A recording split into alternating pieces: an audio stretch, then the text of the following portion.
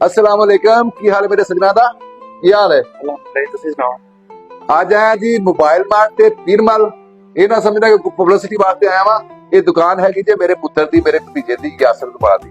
मेरा नाम तो सारे दोस्तों को पता ताहत जुमान है, यासर जुमान, छोटा नासर जुमान, फाखर जुमान ने शोरूम बनाया हुआ है जी पीरमल मोटर्स ना। इस मौके ते गल करना वा कि जिन्ने भी पीरमल ते मोबाइल वाले काम करते हैं, क्योंकि रिज़्क किसी तक होता नहीं है। अल्लाह ताला ने हर किसी का नसीब अपना लिखा हुआ।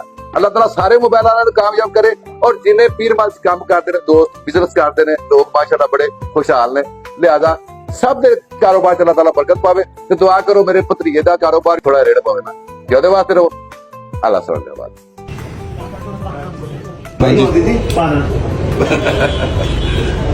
असल गल दसा की है कि बात मैं समझ नहीं आई की बन गया शुक्रिया शुरू किया इस दिन वाला बेशक कोई शक नहीं है।